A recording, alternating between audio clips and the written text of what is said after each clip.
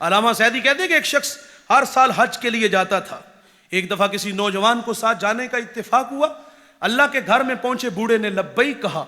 ہاتف سے آواز آئی لا لبیک, کہ بوڑھے تیرا کوئی حج نہیں. عبداللہ ابن مبارک ایک بہت بڑے محدث گزرے ہیں. آپ طواف کعبہ کر رہے ہیں, لبیک کہا تو وہیں گر گئے. لوگوں نے آب زمزم منہ پہ چھڑکا, ہوش آیا. سوال کیا حضرت اچانک سے بے ہوش ہوئے, کیفیت بدلی, کیا ہوا؟ تو آپ فرماتے ہیں کہ جب میں نے لبیک کہا تو مجھے ڈر لگا کہ کہیں لا لبیک کی آواز نہ آ جائے. علامہ سعدی لکھتے ہیں کہ ایک شخص اللہ کے گھر میں سنگریزوں پہ سر رکھ کے رو رہا تھا اور کیا کہتے ہیں, اللہ مجھے قیامت کو اندھا اٹھانا, مجھے لوگوں کے سامنے شرمندہ نہ کرنا. یہ درد میں ڈوبی ہوئی آواز کسی گناہگار کی تھی, کسی اوگنہار کی تھی. کوئی میرے جیسا گناہوں کی گٹھڑی اٹھا کے 7 سمندر پار گیا اور اپنے کیے ہوئے جرم یاد آئے اور اپنے کیے پہ رونے لگا, ندامت کے اتھرو بہانے لگا.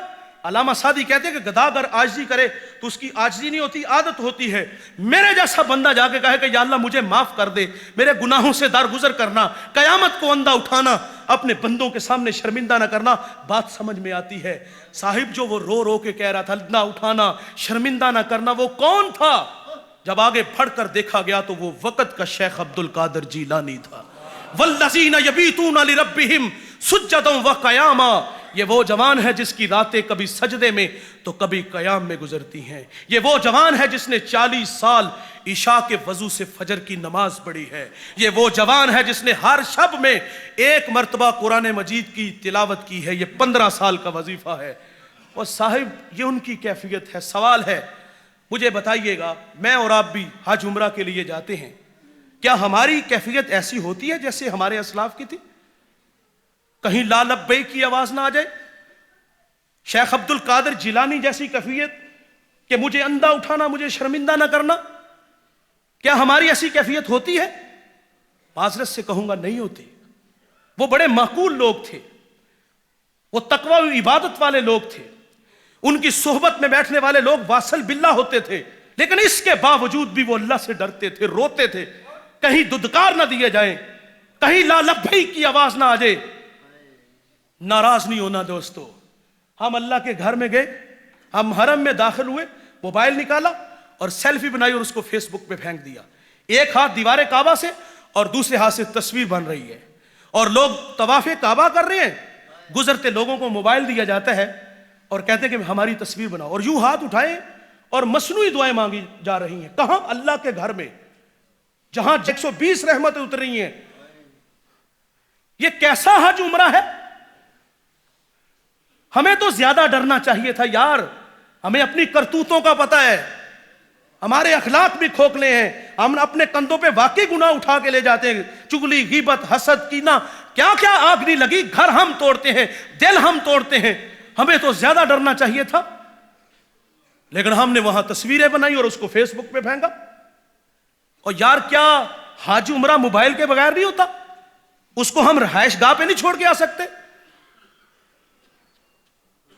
معذرت سے صاحب, ہم حج عمرہ کے لیے گئے تو وہاں سے لائے کیا؟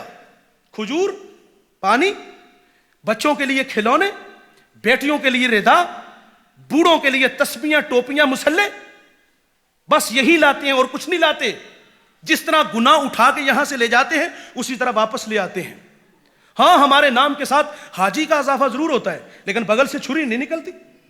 اخلاق اچھے نہیں ہوتے, پیشانیوں میں سجدوں کا نور نہیں آتا, آنکھوں پر حیا کے پہرے نہیں بیٹھتے. بڑے فخر سے بتاتے 50 حج کیے ہیں. کوئی کہتا یار مجھے تو پتہ ہی نہیں کتنے عمرے کر دیے, نظر تو آ نہیں رہے. رویے تو اسی طرح ہے ہمارے.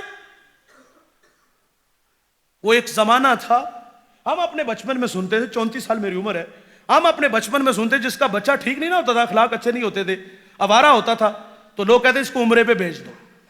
یقین جانی جب پلٹتا تھا تو حیا کے پہرے ہوتے تھے. آج کتنے کتنے حج اور عمرے ہم نے کیے ہوئے ہیں, اخلاق بہتر نہیں ہوئے.